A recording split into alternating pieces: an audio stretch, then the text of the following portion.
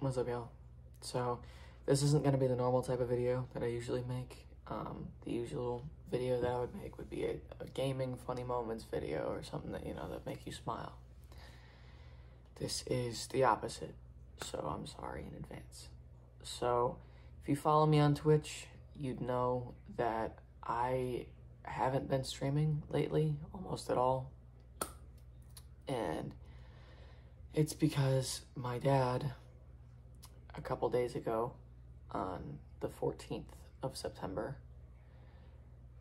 while we were working, we found that he had 2 brain aneurysms, and he's now in critical condition in a hospital in Detroit, which is 45 minutes from me. So,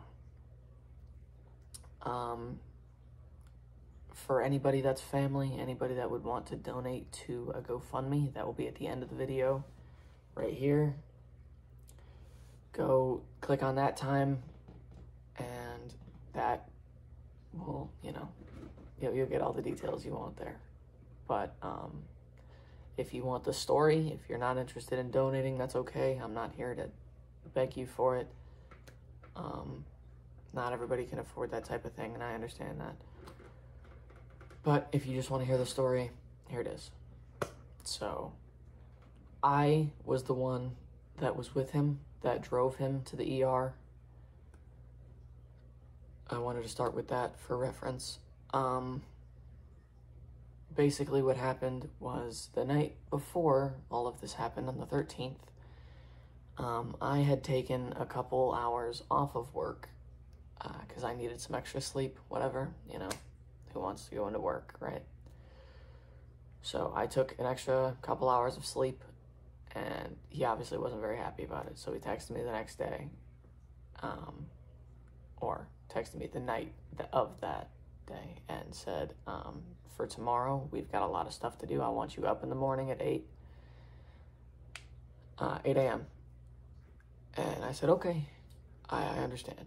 And I woke up at 8, and he comes to the top of the stairs because I'm in the basement, and he said, come on, let's go get breakfast. I said, okay.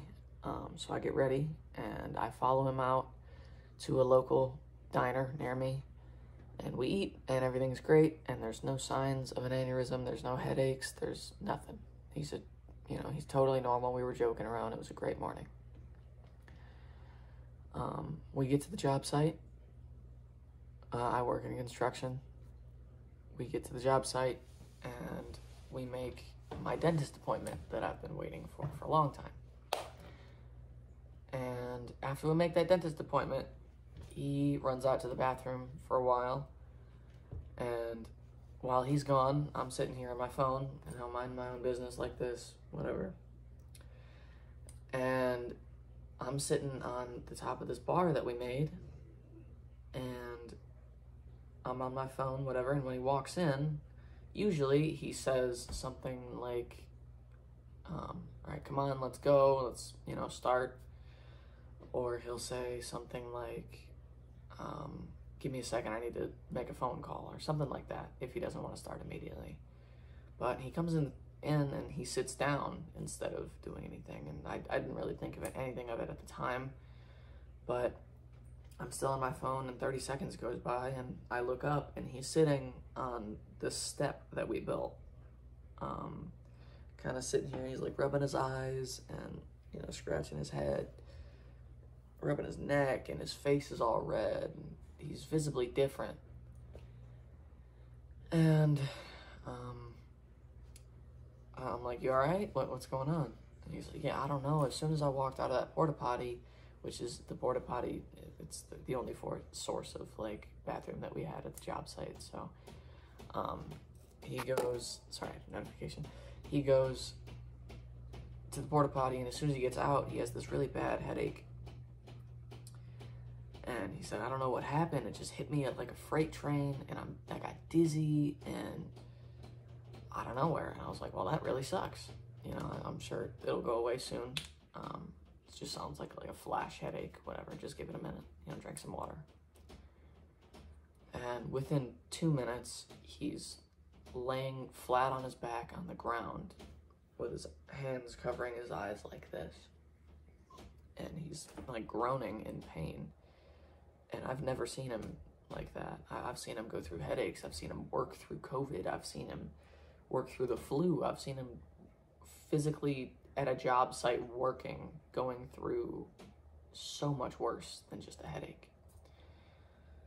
So he, after that 2 minutes of laying on the ground, he looks up at me a little bit and he goes, dude, something is wrong. Something is very wrong. You need to go to the gas station down there.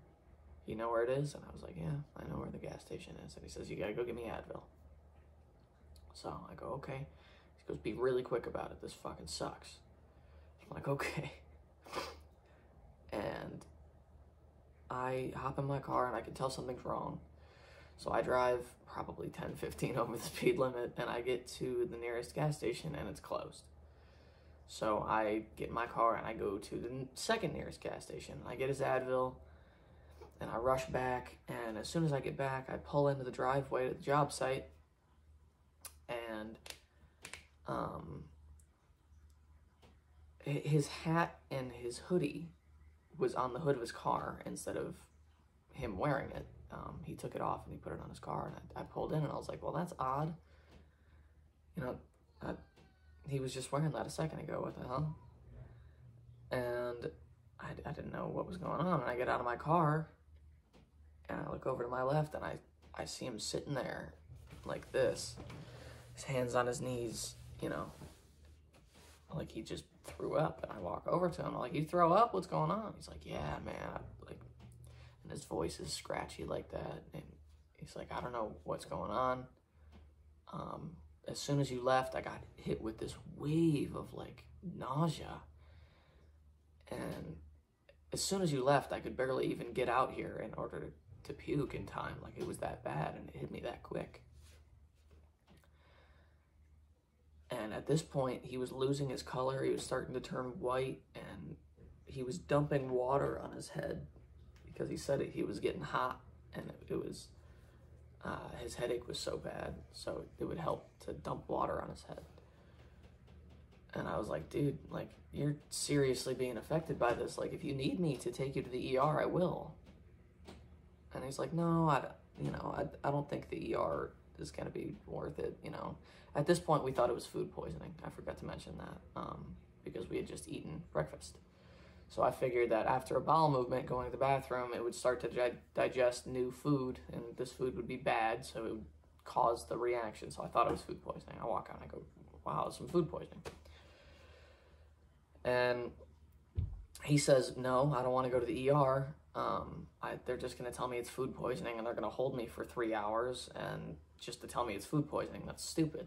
And I was like, well, dude, you know, if it's something like stomach cancer or lung cancer because you're a really hefty smoker, you're not going to know that it's something like lung cancer or stomach cancer until it hits you like that. You know, you don't have any prior symptoms. You don't feel sick or anything like that until it just, like that, it hits you. And I was like, well, if we need to go to the ER, I'd rather have them tell us after 3 hours that it's just food poisoning and that you're safe to go home than tell us that it's cancer in 3 weeks when it's really hitting you, you know? And he still persisted and said, no, I don't need it. But all the while, I was like, okay, fine. So I go sit on my car, on the back of my car, and I tell him, whenever you're ready, I'll be ready to work. Let's just, you know, try to get over this. I'll be ready to work whenever you are. And he says, okay. And he goes out and throws up a couple more times while I'm waiting. And I realized that we had a deadline to move tools.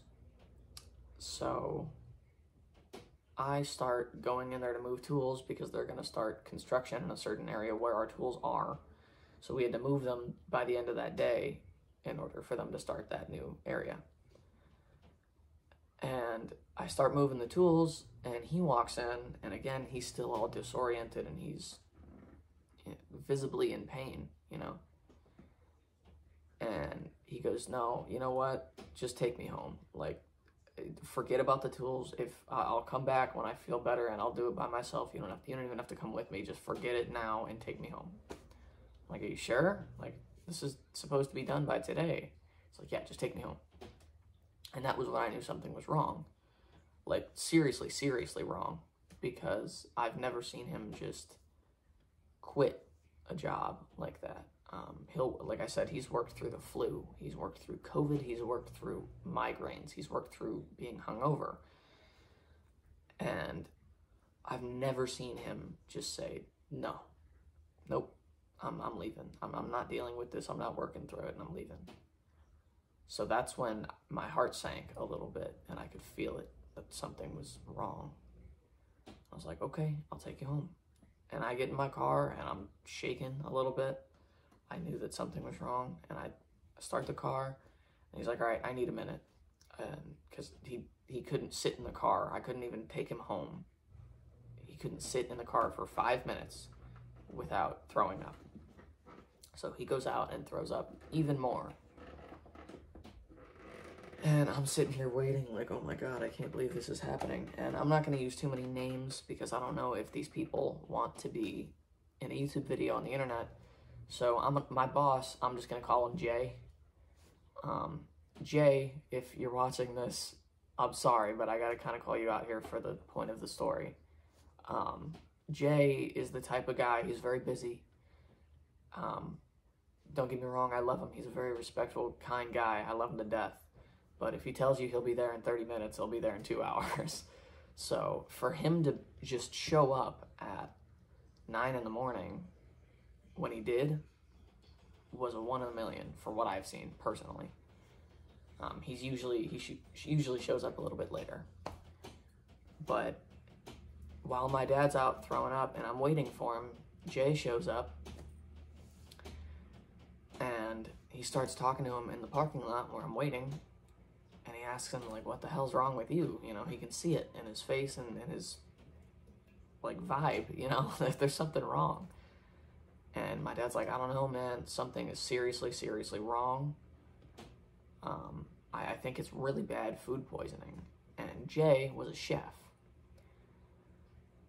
And he goes, no, when's the last time you ate, dude? Like, that doesn't look like food poisoning. My dad goes, 30 minutes ago? And Jay says, no, I was a chef, man. It takes like 2 hours for food poisoning to kick in. That's not food poisoning. You need to go to the ER. And after my dad finishes throwing up and talking to Jay, he comes and gets in the passenger seat and he goes, well, Jay said that he thinks I should go to the ER. He thinks that this is not food poisoning. And I go, well, looks like we're going. And he still said, no, I'd rather go home. And I was like, I don't care if you'd rather go home. I'm taking you to the ER. Like, there's nothing you can do to stop me. You can't even drive. You're that sick. So we get in the car after he takes a minute and he's holding on to my door for 5 minutes. He needed some time before he would be comfortable in the car without throwing up. And I joked around with him a little bit and I said, dude, if you throw up in my car, I swear to God, I'll kill you. And he goes, okay, whatever. And we get in the car, and as soon as he's ready, we start driving, and he's trying to direct me to the nearest ER. And I was like, dude, trust me, I know where the nearest ER is. Just focus on yourself. I don't want you to throw up. I want you to be okay for a minute. And not even 2 minutes into driving, I go, dude, like, seriously, if you need me to pull over, I will. It's not a big deal. I will be going 50 miles an hour, and I will pull over just like that. And he goes, as soon as I finish saying that, he goes, okay, pull over. And I, as fast as I can, pull over, and he hardly even made it out the door to throw up. And that was the first time that I heard it. And I was with him, and I watched it, like, it was, I've never heard somebody make that noise, you know, when they're throwing up. It was hard, and something was very wrong. And as soon as I heard that, I was like, no, I'm calling C, his wife. So I call C, and I'm like, hey, Dad's throwing up. I don't know what's going on. Like, seriously, something is wrong. He's throwing up. I'm taking him to the ER. he's got a really bad headache. And she goes, okay, I'll meet you there. And she works in a doctor's office, so that helps. That's why I called her first. And I get to the ER, and I look at my dad, and I go, hey, I need to park. Are you okay to walk to the entrance by yourself? And he goes, yeah, I'll be right.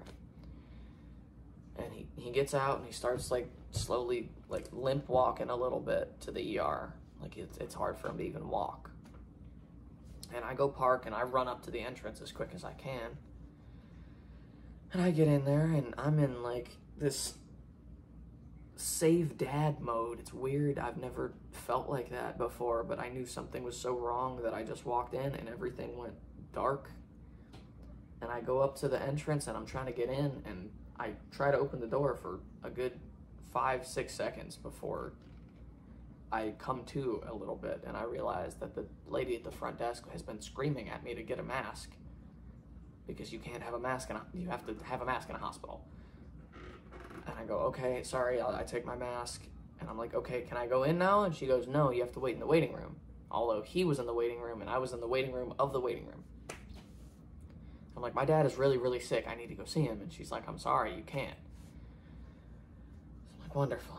So I'm sitting in the waiting room waiting for C, and C shows up, and she signals me to go out to the front, and I'm like, okay, cool. So we go outside to the front of the ER, and she's going through nurse questions, like, what are his symptoms? You know, how did everything happen? Did he lift anything heavy? Did he fall? Did he hit his head?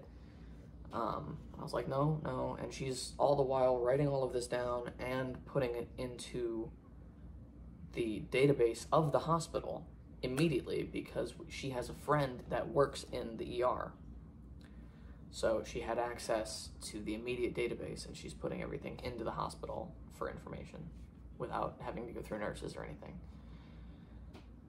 So I was like, awesome. And she tells me that she's got a friend in there and that she can get us in. I go, okay, cool. So we walk through the ER doors, and we get into the waiting room where he is, and he's kind of using the desk inside there as stabilization. He's a little bit out of it. He needs balance support. And the nurses, that there's like 5 nurses all surrounding him, and it's loud, and they're all talking over each other, and it's clearly like a big thing. And one of the nurses looks at me, and they point at me, and they're like, okay, you have the headache, follow me, we'll come get you treated for that, and then they'll work on him. And I was like, what do you mean? And they're like, well, he said that you have a headache, he was here with you, so you need to come. And I was like, no, I drove him here. He's the one that needs the help, not me. I drove him here for vomiting and for a headache. And they said, well, he said you were the patient. And I was like, no. And they were like, oh, no. And as soon as I said that, they take him by the wrist over to a CAT scan, and 2 nurses stay with us, and they say that is a significant sign of a stroke. So they have him on stroke watch, and they take him into this CAT scan room, and they're checking for a stroke. And I get to the emergency room, or not the emergency room, the doctor's office, the hospital room where he's going to be wheeled into. And I'm in there with C, and this is when I realized that it could be a stroke, and I start calling all of my immediate family members, my sister, M, my other sister, C, and his mom, my grandma. So I call M first, and I'm like, hey, listen, I think Dad had a stroke. You need to get to the hospital, like, ASAP. She didn't answer at first, but I left her a voicemail. And then stepmom C already called sister C and let her know. And then I get a call from my sister M, and she says, I just got a call from your sister C, and she says that this is all true, blah, blah, blah. Like, is this really happening? I didn't get to check your voicemail yet. And I said, yeah. And she's on her way to the hospital, and everybody starts coming to the hospital, and I called my grandma, and she's hysterical. She's upset. Obviously, it's her son. So everybody's on their way to the hospital, and he finally gets wheeled in, and he's dry heaving into this like pan bucket thing that they gave him, just constantly dry heaving over and over and over, because he didn't have anything left in his stomach to actually throw up. And stepmom C starts going over, you know, the stroke questions that you would ask a potential stroke patient. And she says, well, what's your name? What year is it? How old are you? Things like that. Do you know who I am? Do you know who he is? Because in a stroke, you tend to lose a lot of memory. So he goes, yeah, you're C, he's Julian, whatever. And then we got to the year question, and his immediate response was 2025. We asked him what year it was, and he goes, 2025? So that is when I started texting everybody saying, like, listen, I think that this is seriously, that this really is a stroke. He doesn't know what year it is. Like, this is a serious problem. And everybody's freaking out, everybody's afraid, and then they wheel him into a 24/7 watch for immediate care that is closer to the main desk. For stroke watch, he was top priority in the entire hospital. And they eventually had a nurse come in and give him Benadryl and fentanyl to keep him asleep. So he wasn't constantly dry heaving and in pain, so he was just knocked out, whatever. And that was a good thing. He was sedated. And my sister M finally gets there, and she's also crying, and everybody's worried for him, obviously. And I'm doing my best to keep my cool. You know, I'm a more logic-based person, and I couldn't let that emotion side out. I had to kind of keep that in to keep everybody else calm, you know? If everybody, including me, is just a mess, then it's going to be a big mess. But if I can be the one that's saying, no, he's going to be okay, then it's a little bit better. So, anyway, that we finally get a nurse with me, my stepmom C, and my sister M, all in the room with my dad. And a nurse comes in and she says, well, bad news. It wasn't a stroke. It was an aneurysm, a brain aneurysm. And we're like, well, great. I don't know what we can do about this, blah, blah, blah. And then they leave, and then another nurse comes back with the old nurse, and they say, even worse news, we just got the full CAT scan results, and it seems that he's had 2 brain aneurysms, not 1. And one of his aneurysms burst, and now he has a brain bleed. And we already called an ambulance. We immediately need him to be transferred to a hospital in Detroit for neurosurgery. Notification. And we signed the papers for it. We allowed it to happen, and the ambulance shows up, and it comes down to who gets to ride in the ambulance with him. So it was either me or my sister. My stepmom C had to go get my little sister V from her school. So my stepmom goes to get her, and my aunt shows up. She's here to take either me or my sister to the next hospital. And because of that, I was the most calm. I had a notepad for writing everything down after my stepmom left. And my sister M, bless her heart, said, no, you can ride in the ambulance to the hospital with him. You're the most calm. You'll be able to take everything better. And I was like, okay. So she goes with my aunt, and everybody starts driving to the next hospital, 45 minutes away. And I get in the ambulance with him. He was asleep the whole time with normal blood pressure. The only time that he had even a little higher blood pressure was in the very beginning, right after they sedated him. It was a little high, but not alarmingly high. It was just a little high. And throughout the entire ambulance ride, it was good. They didn't give him any drugs. If he did wake up, it wasn't like noticeable. He was just, all I could see was the back of his head kind of rocking like this. So I figured he was just asleep the whole time. So we get to the next hospital. Moving him out of the ambulance was a little jolt, so it woke him up a little bit, and he asked for another bag so he could keep dry heaving.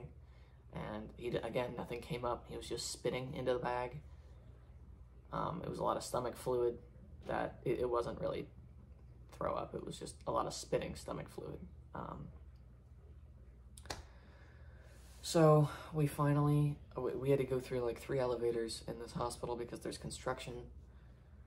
And I'm walking with 3 nurses alone in this hospital with him, with EMT that's wheeling him through a bunch of ramps, and we go through a bunch of elevators until we finally get to the room. And I'm filing out emergency contact information for in case he dies, or who to call immediately in case there's an emergency, or, you know, emergency contact information, what his phone number is, what my relationship is to him, things like that.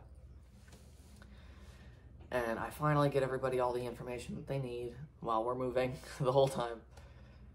And they stop me and they say, you can't come into the surgery room. I'm sorry, you have to be in the waiting room. What they were going to do is take, they were going to go through the groin, up through his arteries to his brain with a dye pack, get some dye into that area so they can find where it had burst, and then they can plug it so it doesn't bleed anymore.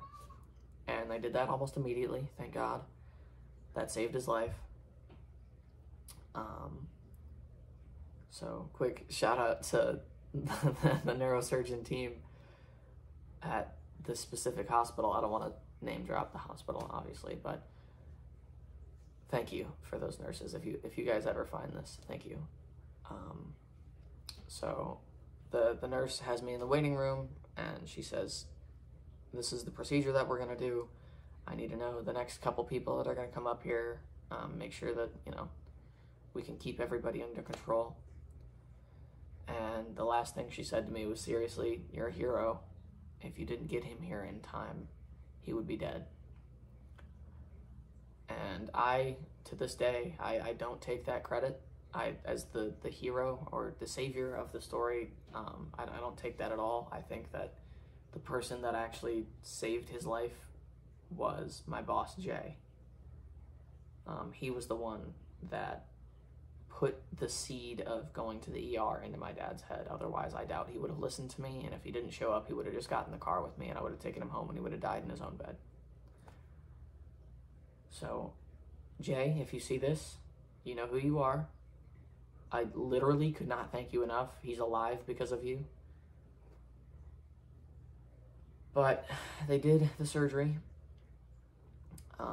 That's about the most details I'll give for now. He's been stable. It's not a question about whether or not he'll survive. It's just about recovery. Because we caught it so fast, they say that he should be totally all right. There should be no long-lasting effects. Now, this is a couple days later after this happened. He's still recovering. He's eating. He's drinking out of a straw. He still doesn't really know what year it is, but he knows everybody's names. He knows his own name.